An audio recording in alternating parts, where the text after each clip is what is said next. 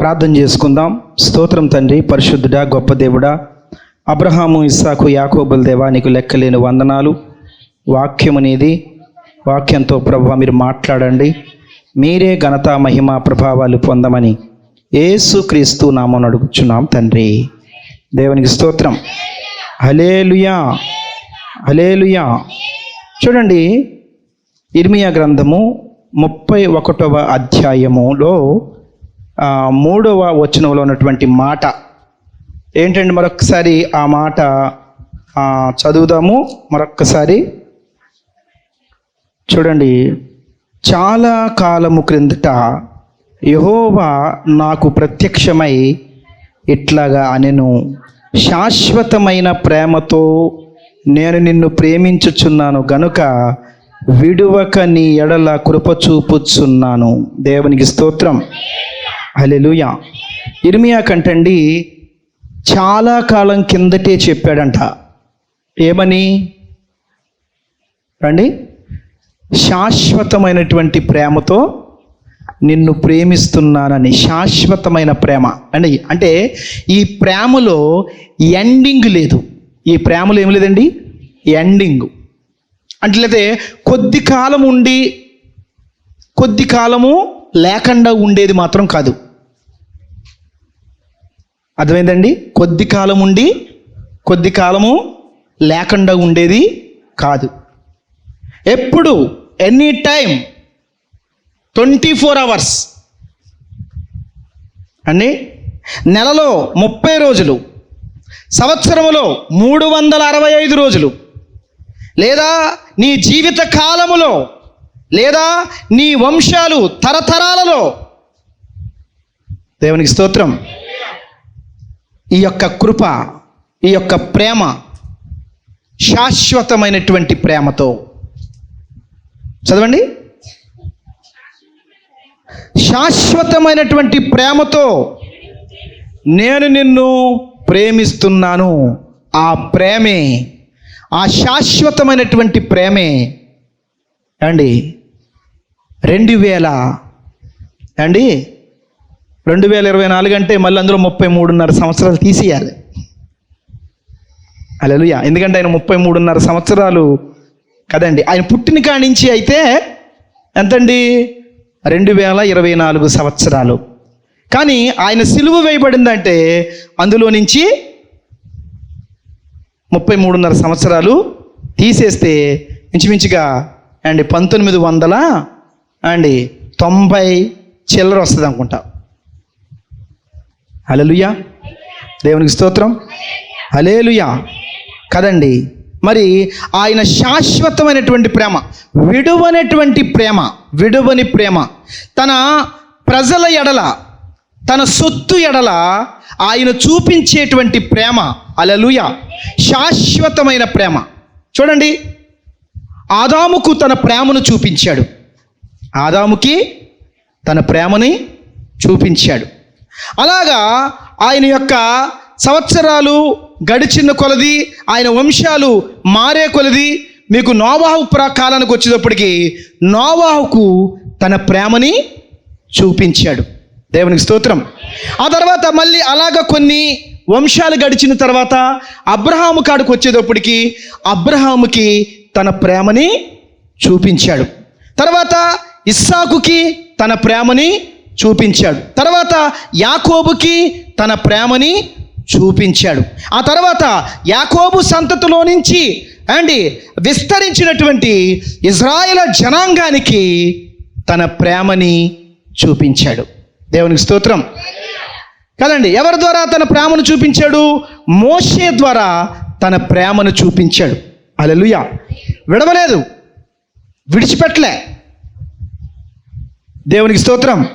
హల్లెలూయా, హల్లెలూయా కదండి. ఇక ఆ తర్వాత చూడండి, మోషే అయిపోయిన తర్వాత యెహోషువతో ఉండి ఆయన ప్రేమని చూపించాడు. ఆ తర్వాత ఇక అలాగ వస్తూ ఉంటే న్యాయాధిపతుల గ్రంథంలోకి వస్తే న్యాయాధిపతులోంచి యోప్తా మొదలుకొని కదండి, దెబోరా కదండి, గిద్యోను కదండి, బారాకు సంసోను, ఇలాగా ఇంకా అనేక మంది న్యాయాధిపతుల్లో ఉండి తన ప్రేమని వెల్లడిపరిచాడు. ఆ తర్వాత సమూయేలు ద్వారా తన ప్రేమని వెల్లడిపరిచాడు. ఆ తర్వాత చూడండి, ఆ యొక్క ఎలీషాల్లో ఉండి తన ప్రేమని వెల్లడిపరిచాడు. ఇంకా అనేక మంది ప్రవక్తల్లో ఉండి తన ప్రేమని వెల్లడిపరిచాడు. ఇక ఆ తర్వాత మనం చూసుకుంటే ఏమండి, యెషయా, ఇర్మియా కదండి, ఇంకా తర్వాత దానియేలు కదండి, హెజ్కేలు కదండి, హోషియా, యోనా కదండి, ఇంకా చాలామంది ప్రవక్తలు అండి, ఓబాద్యా, ప్రతి ఒక్కరు కూడా ఈ యొక్క ప్రతి ప్రవక్తలోనూ ఉండి కూడా తన ప్రేమని ఎప్పటికప్పుడు వెల్లడిపరుస్తూ తన ప్రజలు నడవవలసినటువంటి మార్గాల్లో వారిని నడిపిస్తూ వారిని సురక్షితంగా కాచి కాపాడినవాడు ఆ యొక్క ప్రభు. దేవునికి స్తోత్రం, హల్లెలూయా. అంటే శాశ్వతమైనటువంటి ప్రేమ. కొన్నాళ్ళ క్రితమే చెప్పాడంట ఇర్మియాతో, ఏమని? నేను శాశ్వతమైనటువంటి ప్రేమతో నిన్ను ప్రేమిస్తున్నాను, కాబట్టి నిన్ను విడిచిపెట్టేది అండి, మనల్ని విడిచిపెట్టేసాడు అనుకోవడం చాలా పొరపాటు. యేసుక్రీస్తు ప్రభువారు ఏ క్షణాల్లోని కూడా, ఏ క్షణములో కూడా నిన్ను విడిచిపెట్టడు. ఏ క్షణంలో కూడా, ఏ నిమిషంలో కూడా, ఏ గడియలో కూడా నిన్ను విడిచిపెట్టడు. నువ్వు అయ్యా యేసయ్యా అని నువ్వు పలికితే చాలు, ఖచ్చితంగా ఆయన నీతోనే ఉంటాడు. హల్లెలూయా. నీ మొర ఖచ్చితంగా ఆయన ఆలకిస్తాడు. ఆలకించి నీ ప్రార్థనకి ఆయన జవాబునిచ్చేటువంటి దేవుడిగాను ఉన్నాడు. దేవునికి స్తోత్రం, హల్లెలూయా.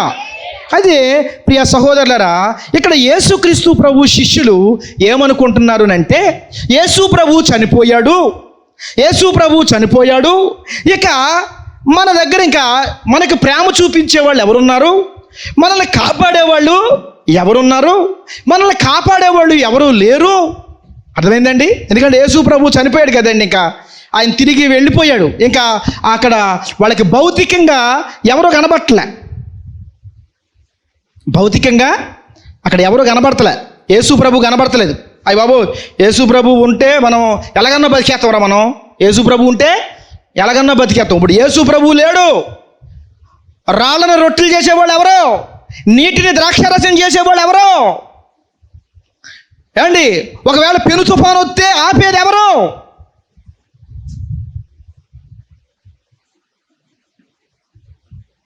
అర్థమైందండి? పెను తుఫాను వస్తే ఆపేది ఎవరు? రోగాలు వస్తే స్వస్థపరిచేది ఎవరు? ఏమైనా సమస్యలు వస్తే పరిష్కరించేది ఎవరు? అయ్య బాబు, ఎలాగా? యేసు ప్రభు లేడే, యేసు ప్రభు లేడు.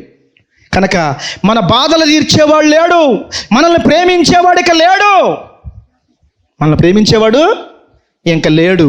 కాబట్టి అబ్బాయి మూట ముళ్ళు సర్దేసుకోండిరా అని చెప్పాడు. ఎవరండి? పేతురు గారు.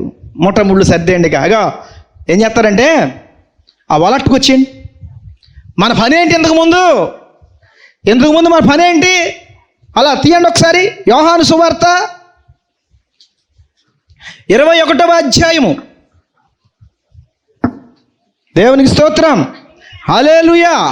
కదండి, అక్కడ పేతురు చెప్తున్నాడు ఏమనంటే, ఇక మీరైతే చేస్తే చేయండి, మీరేం చేస్తారో నాకు తెలీదు, ఇగో నేను మాత్రం ఇక మనల్ని ప్రేమించేటువంటి వ్యక్తి మనతోటి లేడు, ఇక ఆయన లేకుండా మనం ఏమీ చేయలేం, మన వల్ల కాదు. కాబట్టి ఇదిగో నేనైతే మాత్రం నేను చేపలు పట్టుకుంటా పోతున్నా, నా పని ఏదో నేను చేసుకుంటాను. ఇంకా ఎందుకంటే ఇప్పుడు వరకు ఏదో ఆయన వెనకమాలు 3.5 సంవత్సరాలు తిరిగాం అండి, శుభ్రంగా ఆయన పెడితే తిన్నాం అండి, ఉపవాసం పెడితే ఉపవాసం ఉన్నాం కదండి, సంతోష పెట్టిన కాడు సంతోష పెట్టాడు. హల్లెలూయా, దేవునికి స్తోత్రం కదండి. గణపరిచే కాడ గణపరచబడ్డాం. కాబట్టి ఇక ఆయన లేడు, కాబట్టి ఇక మనకు పెట్టేవాడు లేడు, మనల్ని గణపరిచేవాడు లేడు. కాబట్టి నేను ఇక వల తీసుకొని పోతా అని చెప్పి ఆయన వల తీసుకొని పోయాడు.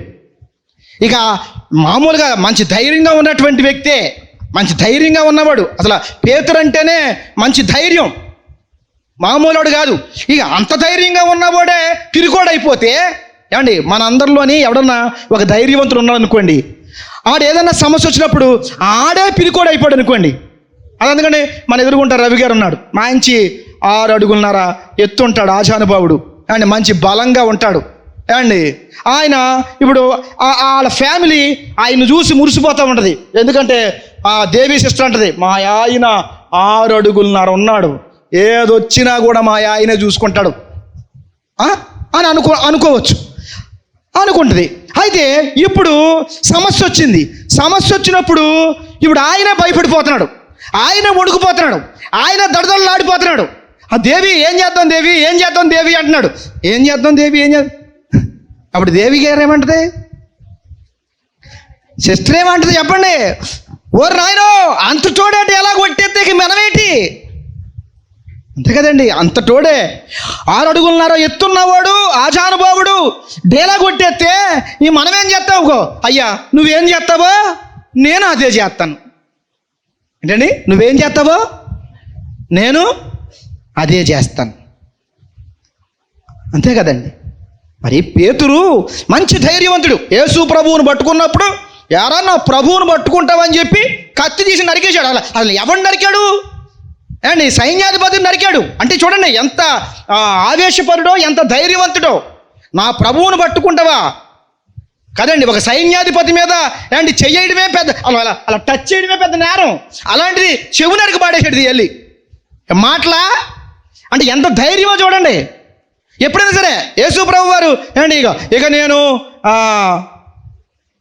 నా యొక్క సమయం అయిపోయింది, ఇక నేను వెళ్ళవలసింది ఉందేనంటే ముందే అనేసేవాడు, నాకు కుదరదు ప్రభువా, నువ్వు అంటే ఖచ్చితంగా ఉండవలసిందే, ఆ మరణం నీకు దూరం అవును కాక ముందే. ప్రతిదానికి ముందు ఉండేటువంటి ఆ పేతురు ఇప్పుడు ఏమంటున్నాడండి, ఏమంటున్నాడు, నేను చేపలు పట్టుకుంటాకి వెళ్ళిపోతున్నా, మీరేం చేస్తారో నాకు తెలియదు, ఎందుకంటే మనల్ని ప్రేమించేవాడు లేడు. ఇర్మియాతో ఏం చెప్పాడండి, శాశ్వతమైనటువంటి ప్రేమతో నేను నిన్ను ప్రేమిస్తున్నాను. దేవునికి స్తోత్రం అండి. ఆయన మన కంటి ముందే ఉండాలేంటి అండి, మన కంటి ముందే ఉండాలేంటి, మన కంటి ముందే కనపడాలేంటి, మన కంటి ముందే ఆయన కనపడక్కర్లేదండి. దేవునికి స్తోత్రం, హల్లెలూయా హల్లెలూయా. ఎప్పుడైతే ఆ మాట అన్నారో అందరూ కూడా ఇక నువ్వే అలాగంటే మేమేమైపోతాం, మేము కూడా చేపలో పట్టేస్తామని చెప్పారు అని వీళ్ళందరూ కూడా తిబేరియా సముద్ర తీరానికి పోయారు. చదవండి 21వ అధ్యాయము యోహాను సువార్త మొట్టమొదటి కానించి. అటు తర్వాత యేసు తిబేరియా సముద్ర తీరమున శిష్యులకు మరలా తనను ప్రత్యక్షపరుచుకొనెను. ఆయన తనను ప్రత్యక్షపరుచుకున్న విధము ఏదనగా, సీమోను పేతురును, దిదుమ అనబడినటువంటి తోమాయు, గలీలులోని కానా అను ఊరివాడగు నతానేలును, జెబెదయి కుమారులను, ఆయన శిష్యుల్లో మరి 2 కూడియుండిరి. సీమోను పేతురు, నేను చేపల పట్టబోవుదునని వారితో అనగా, వారు మేము నీతో కూడా వచ్చిదిమనిరి. వారు వెళ్ళి దోణి ఎక్కిరి, కానీ ఆ రాత్రి ఏమీ పట్టలేదు. సూర్యోదయము అయిపోయింది. రాత్రి వెళ్ళారు, పొద్దున్న అయిపోయింది, సూర్యోదయం అయిపోయింది, ఒక్క పిత్త పరుగు కూడా పడలేదు, ఒక్క పిత్త పరుగు కూడా పడలేదండి కనీసం. అంటే అంత సముద్రంలోని, అంత మహాసముద్రంలో అంటే ఒక్క చేప కూడా పడదండి. ప్రియ సహోదరులారా, దేవుని ఉద్దేశాలు ఒకటైనప్పుడు, నీ ఉద్దేశం ఒకటైనప్పుడు, నీ ఉద్దేశాల చొప్పున నువ్వు ఎంత పరిగెట్టుకుంటా పోయినా ఆ పని అవదు. నీ ఉద్దేశపూర్వకంగా, అందుకనే ప్రతిదీ కూడా దేవుడి దగ్గర కనిపెట్టడం నేర్చుకోండి. దేవుడి దగ్గర కనిపెట్టడం నేర్చుకోవాలండి. మనకేమో దేవుడి దగ్గర కనిపెట్టడం మనకు నచ్చదు. మనం దేవుడి దగ్గర కనిపెట్టేంత టైం మనకు ఉండదు. పేతురులాగా ముందర మనకు పని అయిపోతూ ఉండాలి. ఏమైపోతూ ఉండాలండి, మనకు పని అయిపోతుండాలి.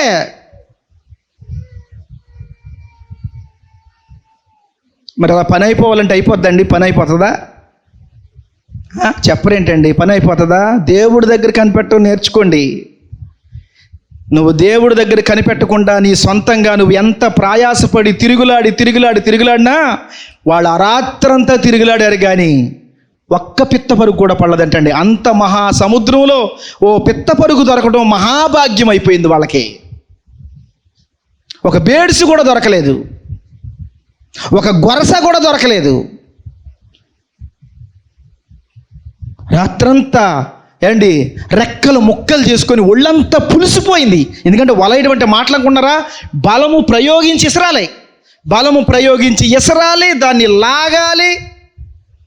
ఏండి హల్లెలూయా, అవునా కదండి? మాటలా పాపం రాత్రంతా ప్రయాసపడి ఇక లాస్ట్కి నిరుత్సాహంతో బయటికి ఒడ్డుకు వస్తున్నారు. నిరుత్సాహంతో బయటకు వస్తున్నారు. అరే, రాత్రంతా ప్రయాసపడ్డాం కానీ ఒక్క చేప కూడా మనకు పడలేదు. ఎందుకంటే యేసు ప్రభు ముందే చెప్పాడు, నిన్ను మనుషులు పట్టే జాలరుగా చేస్తానని. నీ పని అది. నిన్ను మనుషులు పట్టే జాలరుగా చేస్తాను, నీ పని అది. నిన్ను పిత్తపరుగులు పట్టుకునేవాడిగా చేస్తాను అనలేదు. నిన్ను మట్ట గొడుసులు పట్టుకునేవాడిగా చేస్తాను అనలేదు. ఆ మట్ట గొడుసులు పిత్తపరుగులు పట్టుకునేటువంటి నిన్ను ఆ పని మానేసి నీకు ఉన్నతమైనటువంటి పని అప్పు చెప్పుతున్నాను. దేవునికి స్తోత్రం. ఏ పని వచ్చిందండి? నీకు ఉన్నతమైన పని. ఏంటి ఆ ఉన్నతమైన పని? మనుషులను పట్టడం. ఏమండి, ఎదవది చేపని ఎలాగన్నా పట్టించండి, మనిషిని పట్టడమే చాలా కష్టం. అండి ఒక చేపను పెట్టాలంటే పాపం పిచ్చిదానికి దానికేం తెలుసు? ఒక ఎర్రని గేలాను గుచ్చి అండి అది నీటిలో వేసి ఇలాగ ఆడుతుంటే అది అనుకుంటుంది ఎర్ర అనుకొని, అది పురుగు అనుకొని, అది భ్రమపడి పుసుక్కుని వచ్చి పట్టేసుకుంటుంది. అవునా? పట్టేసుకుంటుంది. పట్టుకోగానే వాడు లటక్కన లాగితే ఆ గేలానికి అది చెక్కుబడిపోద్ది. దాన్ని ఉత్తినే పట్టుకోవచ్చు. కానీ ఒక మనిషిని పట్టుకోవాలంటే మాటలు కాదు. ఒక మనిషిని పట్టుకోవాలంటే వాడికి ఎంత జ్ఞానం ఉండాలి. హల్లెలూయా. అందుకనే కదండి చేపలు పట్టేటువంటి జాలర్లకి, చదువు సంధ్యాలైనటువంటి వేళకి ఇంతటి జ్ఞానం ఎక్కడి నుంచి వచ్చింది? ఒరే, భూమిని తల్లకిందులుగా చేసేవాళ్ళు ఇక్కడికి వచ్చారా అనేటువంటి నినాదం వచ్చేసింది. దేవునికి స్తోత్రం. అంటే చూసారా, వాళ్ళకి ఎంత పేరు ప్రఖ్యాతులు వచ్చినాయో, ఎంత ఉన్నతమైనటువంటి పని అప్పు చెప్పాడో దేవుడు. మామూలు పని కాదండి. హల్లెలూయా. అలాంటి ఉన్నతమైనటువంటి పని నీకు అప్పు చెప్తే నువ్వు మట్ట కొడుసులు పిత్తపరుగులు పట్టుకుంటా పోతావా? హల్లెలూయా. అందుకని దాన్నే కష్టం చేసి పడేసాడు. దాన్నే కష్టం చేసేసాడు. దేవునికి స్తోత్రం. హల్లెలూయా. ఇక అప్పుడు పాపం వాళ్ళు నిరుత్సాహంతో ఒడ్డుకు వస్తున్నారు. చూడండి, నిరుత్సాహం ఒడ్డుకు వస్తున్నప్పుడు 5వ వచనంలో యేసు ప్రభు వారు ప్రత్యక్షమై ఏమంటున్నాడో చూద్దాం. యేసు, పిల్లలారా, భోజనమునకు మీ యొద్ద ఏమైనా ఉందా? రాత్రంతా వెళ్ళారు కదా, బాగా వలలు వేసారు కదా, రాత్రంతా వలేస్తూనే ఉన్నారు కదా, తింటాకేమైనా సంపాదించుకున్నారా? పిల్లలారా, తింటాకేమైనా సంపాదించుకున్నారా? ప్రియ సహోదరులారా, మీ సొంతంగా తిరిగితే అంతే, ఏమీ సంపాదించుకోలేరు. అదే దేవుని దగ్గర ప్రయాసపడి అండి ఆయన చెప్పిన మాట ప్రకారంగా నడిస్తే ఆయన నిన్ను ఉన్నత శిఖరాలకు ఎక్కిస్తాడు. అయితే మానవుడి దగ్గర బుద్ధి సావదు. అదే వచ్చిన పనికిమాలి బుద్ధి. మన దగ్గర ఉన్న పనికిమాలి బుద్ధి ఎలా ఏంటో తెలుసండి? మన తొందరపాటు. మనకు తొందర వచ్చిందంటే చాలు, ఇక అయిపోవాలి. మనకి ఏదైనా సరే పని మనకు తొందర వచ్చిందంటే చాలు, ముందర ఆ పని అయిపోవాలి. అవునా? అవసరమైతే ఆ పని కోసం దేవుని మందిరాన్ని కూడా మానేస్తాం మనం. ముందర మన పని అయిపోవాలి.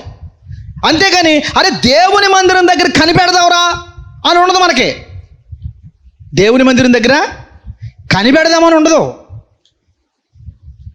ఆయన పాదాల సన్నిధిని కనిపెడదామని ఉండదు. అంతే, ఉరుకులు పరుగులు. మన దగ్గర ఇక బెగులు వచ్చేసిందంటే చాలు, బెగులు పడిపోతుండే. ఏదైనా సమస్యను చూసి బెగులు పడిపోకూడదు. ఏం చేయాలి? నిదానించి మన ప్రతి అవసరాలు తీర్చేటువంటి దేవుడు మనకున్నాడు. శాశ్వతమైనటువంటి ప్రేమను, తన కృపను మనకు అనుగ్రహించేటువంటి దేవుడు మనకున్నాడు. కాబట్టి మన సమస్య ఏంటో మనం ఆయన పాదాల దగ్గర పెట్టుకుందాం. ఆయన దగ్గర మనము ఏంటి గోజాడదాం. ఆయన ఏం ఉత్తరం ఇస్తాడో, ఆయన ఏం సమాధానం ఇస్తాడో చూద్దాం. మనం ఆయనకి మొరపెట్టుకుందాం అని చెప్పి మనం మొరపెట్టుకోవడం మానేసి మనం ఏం చేస్తామండి, మన సొంతంగా పెత్తనాలు చేస్తూ ఉంటాం. ఈ సొంతంగా చేసే పెత్తనాల్లో ఏది నీ జీవితంలో ఏమవదో. హల్లెలూయా. అందుకని ఏళ్ళకి ఏం కాలే, మీ సొంత ఉద్దేశాలతో పరిగెట్టారు కదా పిల్లలారా. మీరు తింటాకే, నాకు కాదు, ఆయనకి అడగలే, మీరు తింటాకి ఏమైనా మీ దగ్గర ఉన్నదా, చేపలు ఉన్నాయా అని అడిగాడు. అడిగితే చదవండి. లేదని వారు ఆయనతో చెప్పిరి. అప్పుడు ఆయన, దోనె కుడి పక్కన వలవేయుడి మీకు దొరుకును. ఏమండి, దోనె కుడి పక్కన వల వేయండి మీకు దొరుకును. అంటే ఇక్కడ ఎవరి ఉద్దేశం కావాలి? ఖచ్చితంగా దేవుడి ఉద్దేశం కావాలి, దేవుని ఉద్దేశం కావాలి. కనుక ఎప్పుడైతే ఆ కుడి పక్కన వల వేయమనగానే అప్పుడు వాళ్ళు ఏం చేశారు, ఆ కుడి పక్కన వారు వలేశారు. వారు అలాగ చేశారు. అలాగ చెయ్యగానే చేపలు విస్తారంగా పడిపోయినాయి అంటండి. వాళ్ళు లాగుదామన్న రావట్లేదంటండి. హల్లెలూయా. వాళ్ళు ఎంత లాగినా కూడా రావట్లేదంటండి ఇంకా. ఎందుకంటే వల నిండిపోయింది, పిగిలిపోయినంతగా నిండిపోయింది. అప్పుడు పేతురు గారికి అర్థమైపోయింది. ఎందుకంటే ఆయన మొట్టమొదటిగా పిలిచినప్పుడు, నీ నావను లోతుగా నడిపించు, ఇదిగో వలే అని చెప్పినప్పుడు ఆయన మాట చొప్పున అలాగ వలేసినప్పుడు అప్పుడు అలాగే విస్తారమైనటువంటి చేపల్ని పట్టుకున్నాడు. ఇప్పుడు కూడా అలాగే విస్తారమైనటువంటి చేపలు పడటం వలన వెంటనే పేతురికి అర్థమైపోయింది. ఏమని? నా ఎదుట నుంచుంది ప్రభువని. దేవునికి స్తోత్రం. హల్లెలూయా, హల్లెలూయా, దేవునికి స్తోత్రం. దేవుడు చెప్పాడు కాబట్టి విస్తారమైన చేపలు పడ్డాయి. దేవుడు చెప్పాడు కాబట్టి అండి ఆ వల సరిపోయినప్పటికీ కూడా ఆ వల పిగిలిపోలేదంటండి. దేవునికి స్తోత్రం. హల్లెలూయా. అర్థమైందండి. కాబట్టి ప్రియ సహోదరులరా, ఇప్పుడు చూడండి, ఇక మాకు ప్రేమ లేదు అనుకున్నారు. ఇక మాకు ప్రేమ లేదు, మమ్మల్ని ప్రేమించేవాడు లేడు, మమ్మల్ని ఆదుకునేవాడు లేడు, మమ్మల్ని స్వస్థపరిచేవాడు లేడు, మా ఆకలి తీర్చేవాడు లేడు, మా తగాదా తీర్చేవాడు లేడిక. అర్థమైందండి అని వాళ్ళు అనుకున్నారు. కానీ పిచ్చోడా, ఎప్పుడు నేను మీతోనే ఉంటాను అని యేసుక్రీస్తు ప్రభువారు మరొక్కసారి తన ప్రేమను వారి ఎదుట రుజువు చేసుకున్నారు. దేవునికి స్తోత్రం. హల్లెలూయా, హల్లెలూయా. ఆనాడు ఇశ్రాయేలు జనాంగం కూడా అంతే. మోషే చనిపోయిన తర్వాత ఇక మమ్మల్ని నడిపించేవాడు ఇంక ఎవరున్నారు అని అనుకున్నప్పుడు చూడండి, మనం ఒకసారి చదవండి. యెహోషువ గ్రంథము 1వ అధ్యాయము 6వ వచనం చదవండి. ఎవరున్నారు అనుకున్నప్పుడు చూడండి, దేవుడు అక్కడ మాట్లాడుతున్నాడు. ఏమని మాట్లాడుతున్నాడు ఒక్కసారి. యెహోషువ గ్రంథము 1వ అధ్యాయము 6వ వచనం. నేను మోషేకు తోడయుండునట్లు మీకు కూడా తోడయుందును. అసలు మిమ్మల్ని విడిచేయలేదు, మిమ్మల్ని ఎడబాసేది లేదు, మిమ్మల్ని విడిచిపెట్టేది లేదు. కాబట్టి నిబ్బరము కలిగి ధైర్యముగా ఉండండి. మోషే ఉన్నప్పుడు ఎలా ఉన్నారో ఇప్పుడు కూడా అలాగే ఉండండి. హల్లెలూయా. ఒకవేళ ఈ యెహోషువ లేకపోయినా కూడా అలాగే ఉండండి. నేను ఇంకొకరిని ఏర్పాటు చేసుకుంటాను. దేవునికి స్తోత్రం. నా ప్రేమ మాత్రం మిమ్మల్ని విడిచిపెట్టేది లేదు. హల్లెలూయా. ఒకవేళ ఏలియా లేడేమో అని బాధపడుతున్నారేమో, ఇంకొకరిని లేపుతా యెహోషువని. యెహోషువ లేవాలని బాధపడుతున్నాడేమో, ఇంకొకరిని లేపుతాను. దేవునికి స్తోత్రం. హల్లెలూయా, హల్లెలూయా. యేసుక్రీస్తు ప్రభువారు ముందుగానే చెప్పాడు, నేను మిమ్మల్ని అనాథులుగా విడిచిపెట్టను. ఏం చెప్పాడండి? మిమ్మల్ని అనాథులుగా విడిచిపెట్టను, ఖచ్చితంగా నేను మళ్ళీ వస్తాను, ఆదరణకర్తగా మీ మధ్యలోనికి వస్తాను, ఆదరణకర్తగా మీ మధ్యలోకి వస్తాను, మీ మధ్యలో ఎప్పుడు నిత్యము సంచరిస్తూనే ఉంటాను, మీ మధ్యనే ఉంటాను నేను. ఈ శారీరకంగా అయితే మాత్రం ఈ 33.5 సంవత్సరాలే కానీ నేను పరిశుద్ధాత్మగా మీ మధ్యకు వచ్చినప్పుడు నిత్యము మీతోనే ఉంటాను. హల్లెలూయా. ఈ మాట ఎప్పుడు చెప్పాడంట ఇర్మీయాకి? ఎప్పుడో చెప్పాడంట. మరొక్కసారి ఆ మాట చదవండి, ఎంత బాగుంది ఆ మాట. మరొక్కసారి చదవండి ఆ మాట, మరొక్కసారి చదవండి. హల్లెలూయా. ఇర్మీయా గ్రంథము, యెహోవా నాకు ప్రత్యక్షమై ఇట్లాగా నేను శాశ్వతమైనటువంటి ప్రేమతో నేను నిన్ను ప్రేమిస్తూనే ఉంటాను, కాబట్టి మిమ్మల్ని విడువక మీ ఎడల నా కృపని ఎల్లప్పుడూ చూపుతూనే ఉంటాను, మీరెవ్వరు కూడా భయపడవలసినటువంటి అవసరము లేదు కదండి. ఇక అలా చెప్పిన తర్వాత అప్పుడు పేతురుని అడుగుతాడు. ఏమనంటే, పేతురు మరేంటి దిగులు పడిపోతున్నావేంటి, అధైర్యపడిపోతున్నావేంటి, ఏంటి నీ సంగతి ఏంటి చెప్పు, నిన్ను చూసామో మిగతా వాళ్ళందరూ కూడా అధైర్యపడిపోతున్నారు, మరేంటి మరి నా మందని కాస్తావా అని అడిగాడు. నా మందని కాస్తావా అని అడిగితే, కాస్తాను ప్రభువా అన్నాడు. మళ్ళీ అడిగాడు, మళ్ళీ అడిగితే కాస్తాను ప్రభువా అన్నాడు. మళ్ళీ అడిగాడు. అప్పుడు పేతురుకి నిట్టూర్పం వచ్చేసింది. అంటే నా దేవుడు నన్ను నమ్మట్లేదని చెప్పి ఏమన్నాడు తెలుసా? ప్రభువా, అది నీకే తెలియను, నువ్వు హృదయాంతరంగాలు ఎరిగిన వాడివి, నువ్వు హృదయాంతరంగాలు ఎరిగిన వాడు అయ్యా. నా హృదయము నీ పట్ల ఎలా స్పందిస్తుందో అది నీకు తెలుసు, నా హృదయము నీ పట్ల ఎలా స్పందిస్తుందో నీకు తెలుసు. ఇక నేను విడిచిపెట్టేది లేదయ్యా. ఇక కరువైన, ఖడ్గమైన, ఉపద్రవమైన, మరణమైన నీ సేవను విడిచిపెట్టేది లేదు. ఇక పిరికివాడిగా బ్రతికేది లేదు. నా మరణములో కూడా నీ కృప నా వెంటే ఉంటుంది, నా మరణములో కూడా నీ శాశ్వతమైన ప్రేమ నాతోనే ఉంటుంది. దేవునికి స్తోత్రం, హల్లెలూయా, దేవునికి స్తోత్రం.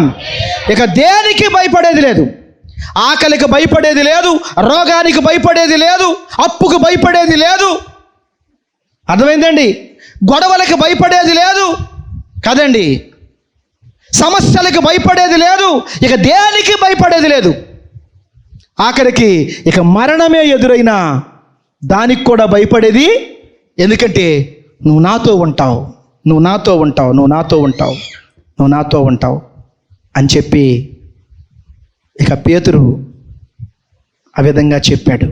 దేవునికి స్తోత్రం, హల్లెలూయా. కాబట్టి ప్రియ సహోదరులరా, ఆయన లేడు అని మాత్రం అనుకోవద్దు, ఆయన లేడు అని మాత్రం అనుకోవద్దు. ఆయన మనతోనే ఉన్నాడు. శారీరకంగా, భౌతికంగా అయితే ఈ ప్రపంచం మీద 33.5 సంవత్సరాలు కనిపించడమో, కానీ ఇప్పుడు ప్రపంచవ్యాప్తంగా, అంటే అప్పుడు ఒక యెరూషలేములోనే కనిపించాడు, ఆయన సంచరించినటువంటి ప్రాంతాల్లో అన్నిట్లో కనిపించాడు. కానీ ఇప్పుడు యావత్ ప్రపంచములో ఏంటండి, యావత్ ప్రపంచములో ఒక్కసారిగా అందరికీ కనబడుతున్నాడు. దేవునికి స్తోత్రం. తెలుసండి, ఈ రోజున ఇక్కడ ప్రార్థన జరుగుతుంది, ఇక్కడ కనబడుతున్నాడు, వేరే చోటన ప్రార్థన జరుగుతుంది, అక్కడ కనబడుతున్నాడు. హల్లెలూయా. తన పరిశుద్ధాత్మ చేత మనల్ని ఆవరించి మనకు కనబడతానే ఉన్నాడు, మనల్ని ఆదరిస్తూనే ఉన్నాడు, మనల్ని ప్రేమిస్తూనే ఉన్నాడు. దేవునికి స్తోత్రం. మనల్ని బలపరుస్తూనే ఉన్నాడు, మన గుండెకు నిబ్బరాన్ని కలగజేస్తూనే ఉన్నాడు. దేవునికి స్తోత్రం, హల్లెలూయా, హల్లెలూయా. కాబట్టి చూడండి, ఏది మంచిదంటారు? 33.5 సంవత్సరాలు మంచిదంటారా? శాశ్వత కాలం ఉండేది మంచిదంటారా? అర్థమైందండి? నాకు ఒక్కొక్కసారి అనిపిస్తూ ఉంటుంది, అమ్మో నేను చనిపోతే మా పిల్లలు ఏమైపోతారు అనిపిస్తుంటుంది నాకు ఒక్కొక్కసారి. అరే పిచ్చోడా, తర్వాత మళ్ళీ అనిపిస్తూ ఉంటుంది, ఒరి పిచ్చోడా, నువ్వెంతకాలం ఉండి కాపాడుకోగలుగుతావు? కాపాడేది, శాశ్వత కాలం ఉండేది ఎవరు? అవునా కదండి? మన ముందు ఎన్నో తరాలు అయిపోయినాయండి, ఎన్నో తరాలు అయిపోయినాయి. కానీ దేవుని ప్రేమ మాత్రం ఎప్పుడూ సదాకాలం ఉంటానే ఉంటుంది. దేవునికి స్తోత్రం. మా తాతలు అయిపోయారు, మా తండ్రులు అయిపోయారు, ఆ తర్వాత మేము అయిపోతాం, ఆ తర్వాత మా పిల్లలు అయిపోతారు, ఆ తర్వాత వాళ్ళ పిల్లలు అయిపోతారు, ఆ తర్వాత వాళ్ళ పిల్లలు అయిపోతారు. కానీ వాళ్ళ పిల్లల పిల్లలకి పిల్లల పిల్లలకి ఏండి ఈ భూమి ఉన్నంత కాలం ఉండేటువంటి వారందరికీ సదాకాలం ఆ దేవుడు ఎప్పుడూ తోడుగానే ఉంటాడు. ఆయన ఇచ్చిన వాక్యము నమ్మదగింది. ఆయన ఎన్నడూ విడవడు, ఎడబాయడు. దేవునికి స్తోత్రం. నిబ్బరము కలిగి ఉండాలంతే. మనం ఎలా ఉండాలండి? ఆయన మాటను నమ్మాలి, ఆయన వాక్యాన్ని నమ్మాలి. అందుకే దావీదు భక్తుడు అంటాడు, నీ వాక్యం మీదే నేను ఆశ పెట్టుకున్నాను, నీ వాక్యం మీదే నేను ఆశ పెట్టుకున్నది, నీ వాక్యం మీదే. అందుకే నేను నీ వాక్యాన్ని ఘనపరుస్తాను, నీ వాక్యాన్ని నేను మహిమపరుస్తాను, నీ వాక్యాన్ని నేను స్తుతిస్తాను, నీ వాక్యాన్ని నేను ఆరాధిస్తాను, నీ వాక్యాన్ని నేను ధ్యానిస్తాను, నీ వాక్యాన్ని నేను వెల్లడిపరుస్తాను. ఎందుకంటే అది శాశ్వత కాలం ఉండేటువంటి ప్రేమ. దేవునికి స్తోత్రం. కాబట్టి యేసుక్రీస్తు ప్రభు వారు చనిపోయాడు, వెళ్ళిపోయాడు, ఇక లేడు అని మాత్రం అనుకోవద్దు. యేసు ప్రభు ముందే చెప్పాడు, నేను వెళ్ళాలి, నేను వెళితేనే కానీ ఆదరణకర్త మీ వద్దకి రాడు అని చెప్పాడు. ఇక ఆ ఆదరణకర్త, ఆ పరిశుద్ధాత్ముడు మీ మధ్యలోకి ఇక ఆయన వచ్చిన తర్వాత ఇక ఆయన సదాకాలం మీతోనే ఉంటాడు, సదాకాలం మీతోనే ఉంటాడు. శాశ్వతమైనటువంటి ప్రేమతో ఆయన ఎల్లప్పుడూ మిమ్మల్ని ఆదరిస్తూనే ఉంటాడు. హల్లెలూయా. దేవుడి కొద్ది మాటలు దీవించును గాక. ప్రార్థన చేసుకుందాం. అందరూ కూడా లేచి నిలబడండి.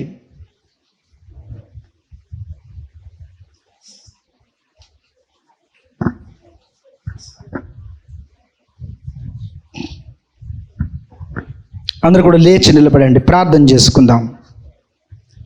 స్తోత్రం తండ్రి, పరిశుద్ధుడా, గొప్ప దేవుడా, ప్రతి ఒక్కరు కూడా విన్న వాక్యాన్ని బట్టి ప్రార్థన చేసుకోండి. నాయనా, మా మధ్యలో శారీరకంగా భౌతికంగా ప్రభా 33.5 సంవత్సరాలు మా మధ్యలో నివసించారు. ఆనాడు పేతురు అనుకున్నాడు, ఇది ప్రభు మనతో లేడు, ఆయన సిలువ వేయబడ్డాడు, ఆయన చనిపోయాడు, ఆయన తండ్రి వద్దకు వెళ్ళిపోయాడు, ఇక మనకి దిక్కెవరు, మన కడుపు నింపేది ఎవరు, మన సమస్యలు తీర్చేది ఎవరు, రోగుల్ని స్వస్థపరిచేది ఎవరు, చనిపోయిన వాడిని తిరిగి లేపేది ఎవరు, పెను తుఫానులు సంభవించినప్పుడు దాన్ని ఆపేదెవరు, నీటిని ద్రాక్షారసంగా చేసేదెవరు? ఇంకెవ్వరూ లేరు, ఇంకెవ్వరూ లేరు, ఇంకెవ్వరూ లేరు. ప్రభువు లేడు, ప్రభువు లేడు, ప్రభువు లేడు అనుకున్నారు.